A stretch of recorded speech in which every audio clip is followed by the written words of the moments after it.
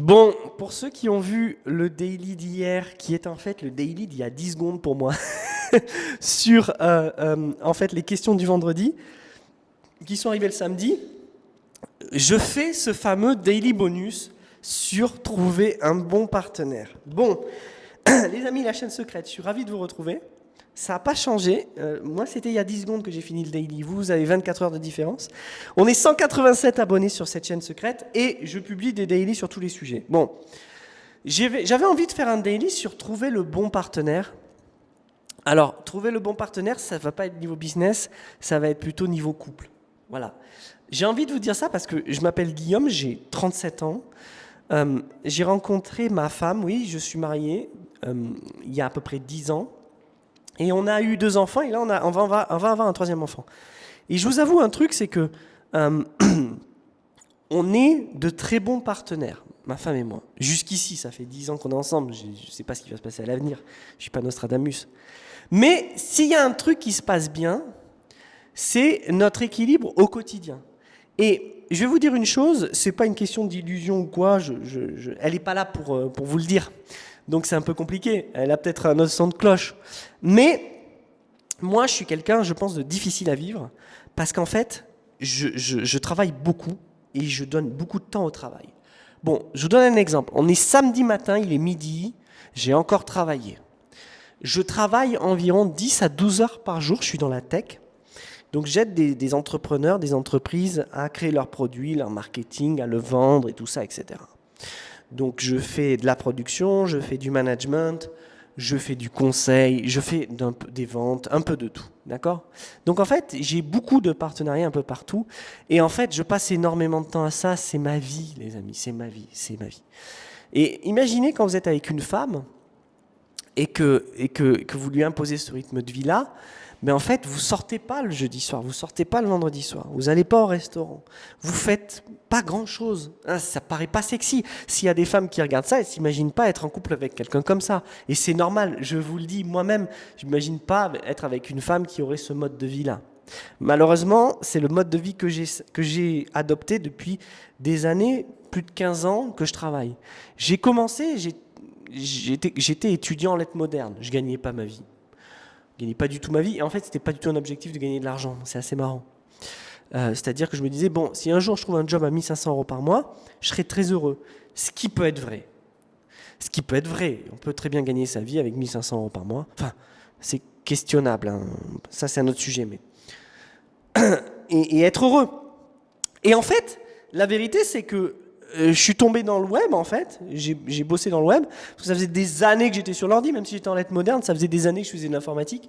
Je me souviens, ça va parler aux vieux, ça. T'es un vieux si t'avais un ordinateur avec un graveur. Voilà. Moi, j'avais un ordinateur sans graveur, et quand les graveurs sont arrivés, on pouvait mettre le lecteur CD et mettre en dessous le graveur. Eh bien, les amis, je vais vous dire une chose, je viens de cette époque-là. L'époque où il n'y avait même pas le graveur. Je viens de l'époque où on a découvert le graveur. Pour ceux qui ne savent pas ce que c'est un graveur, c'est tout simplement le moyen de copier un CD sur un autre. C'est débile parce qu'aujourd'hui on fait pomme C, pomme V et c'est copié. Et bien en fait, de toutes ces années-là, j'ai fait de l'informatique et donc je suis tombé dans le web et j'ai connu, on va dire, l'âge d'or des startups. J'ai connu l'âge d'or des startups et donc j'ai énormément travaillé. Et j'ai rencontré ma femme à Paris et déjà à l'époque, je commençais à beaucoup travailler. Parce que comme j'étais freelance, c'était le début, j'étais junior, j'étais jeune et avant ça, j'avais eu d'autres expériences professionnelles. J'étais pas encore à fond. Et on a eu une vie de couple comme tout le monde. C'est-à-dire on faisait beaucoup de sorties, on a eu beaucoup d'amis, on s'amusait énormément, on est parti en vacances. On a créé quelque chose entre nous. Mais avant ça, je pense que ce qui a eu d'important, c'était de, entre guillemets, de voir si elle allait me convenir, de voir si on allait être bien ensemble, elle et moi. Et il s'avère que, de par notre vécu, il s'avère que, de par notre expérience de vie personnelle, de par nos attirances envers certaines choses, de par nos choix et ce qu'on a envie de faire dans la vie, on était très alignés, elle et moi. Et je pense que quand on rencontre quelqu'un, ce qu'il y a d'important, c'est de s'assurer qu'on est aligné sur beaucoup de choses. Si c'est pas le cas, si vous êtes vraiment... Alors, je vous dis pas d'être absolument aligné sur les mêmes trucs. Par exemple, si vous aimez la croisière, cherchez pas forcément une meuf qui adore les croisières. C'est pas ce que je veux dire. Mais ce que je veux dire par là, c'est que ce qu'il y a d'important, c'est d'être assez dur avec vous-même et de vous dire, non mais là, je suis avec cette personne, mais là, il y a quelque chose où on n'est pas du tout aligné. Alors, je vais me faire l'avocat du diable. Il y a deux choses que je veux vous dire. Ne soyez pas exigeant au point même de vouloir absolument sortir avec Jennifer Lopez ou Kim Kardashian. D'accord ? Faut pas non plus s'imaginer que... faut pas non plus être absolument dans l'extrême. D'accord ? Et d'autre part aussi, n'allez pas croire que je n'ai pas de divergence avec ma femme. Moi, il y a des choses sur lesquelles ma femme et moi, on n'est pas du tout alignés. Mais sur la majorité des choses qui font qu'on a une vie stable, on est alignés. Donc ça, c'est hyper important. Si vous voulez trouver un bon partenaire, il faut que vous soyez alignés sur plein de critères. Sinon, ça ne marchera pas. Que vous soyez une femme ou que vous soyez un homme. Et dès que vous détectez que ça ne marche pas, mettez un terme à la relation, séparez-vous. Alors après, c'est vrai qu'il y a les sentiments, il y a tout ça qui importe. Mais le problème, c'est que vous ne pouvez pas construire une vie sur du relationnel. À l'instar de vous ne pouvez pas construire un business sur de l'émotionnel. On est d'accord ? Bon, ça marche jamais. Ça marche jamais. Oui, il y a des gens vers qui on est plus attiré que d'autres et tout ça, etc. Mais il y a la raison aussi. Parce que votre bonheur, il n'est pas lié à votre chimie. Enfin si, techniquement, le bonheur, il est à la chimie, mais il est, en tant qu'être humain, j'ai cette étrange sensation que le bonheur est un mix entre le raisonnable et l'émotionnel. Et si vous arrivez à trouver cet équilibre, vous êtes indestructible. Et je pense que c'est là où je suis en ce moment à mon stade de vie. Donc, ce qu'il y a d'important, c'est de trouver quelqu'un avec qui vous êtes assez aligné et vous avez les mêmes objectifs de vie. Je vous donne un exemple, quelque chose d'extrêmement simple. Alors, je ne suis pas Stéphane Edouard, j'ai pas l'expérience de Stéphane Edouard, par exemple, dans le relationnel ou des trucs comme ça. C'est pas à ça que sert cette chaîne, c'est juste une vidéo bonus que je vous dis ça parce qu'on commence à se connaître, vous me suivez. Bon, et si vous voulez des enfants et que vous êtes avec quelqu'un qui ne veut pas d'enfants, ça ne va pas le faire. Restez pas avec cette personne. D'accord ? Si vous êtes avec quelqu'un qui ne fait pas autant d'efforts pour vous que vous n'en faites pour elle, c'est pareil. Essayez de rééquilibrer ou alors mettez un terme à la relation. C'est hyper important de savoir dire non, les amis, dans tout. Dans les jobs, dans l'amitié, dans les relations d'amour. C'est hyper important. Et moi, avec ma femme, en fait, on s'est très très vite alignés. Elle bougeait beaucoup les curseurs. Et moi, je bougeais beaucoup les curseurs aussi. On a réussi à s'aligner et à trouver une ligne de flottaison ensemble. Et je pense que c'est ça, le message que je veux passer à travers ce court bonus. Vous devez trouver quelqu'un qui joue sur les curseurs et qui vous accepte tel que vous êtes. Mais en retour, vous devez faire des efforts avec la personne aussi en face et faire exactement la même chose. Alors, évidemment, ce n'est pas une garantie que ça marche à vie. D'ailleurs, il n'y a rien qui marche à vie. Si vous avez regardé mon daily d'avant, la vie, c'est des hauts et des bas.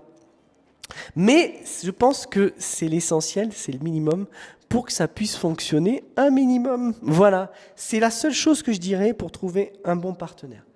Évidemment, et je finis là-dessus, il y a des no-go absolus. C'est quoi un no-go ? C'est-à-dire que dès que vous détectez ça, vous partez.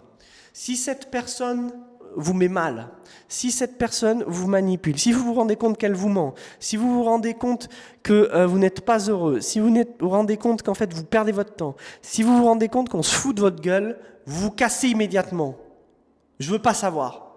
Je vous le dis de suite, vous partez immédiatement. On ne reste, et que ce soit dans l'amour, l'amitié ou même le travail. Même le travail. Si vous ne voulez pas aller au travail, cassez-vous. Si vous ne voulez pas aller à un rendez-vous avec cette personne-là, vous cassez. C'est hyper important. Pour moi, ça paraît basique de dire ça. Bon, moi, ça m'est jamais arrivé avec ma femme, par exemple. Je me suis jamais senti dans une position comme ça. Jamais de la vie. Et c'est ça qui m'a fait dire, en fait, c'est bon, je peux peut-être y aller, en fait. Je peux peut-être me marier, je peux peut-être avoir des enfants avec elle. Et en fait, ça se passe super bien. Bon, on ne sait jamais ce que la vie nous réserve, mais jusqu'à présent, ça se passe super bien, on s'entend super bien. Et je suis très content du choix de mon partenaire. J'aurais pas pu trouver mieux.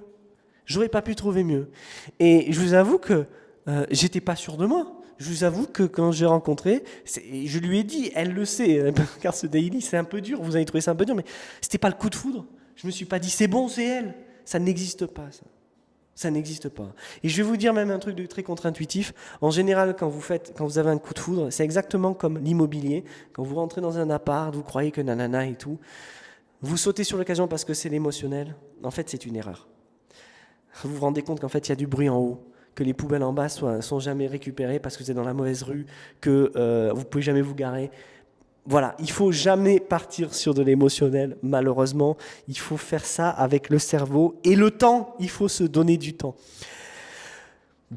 Daily comme ça, daily comme ça, j'avais envie de le faire parce que je vous en ai parlé dans la précédente vidéo. Je ne sais pas si ça vous paraît pertinent. Je ne sais pas si vous avez plus d'expérience ou moins d'expérience que moi et vous avez des choses à dire, mais allez-y, les commentaires sont ouverts. Je vous dis à bientôt à la chaîne secrète. Salut!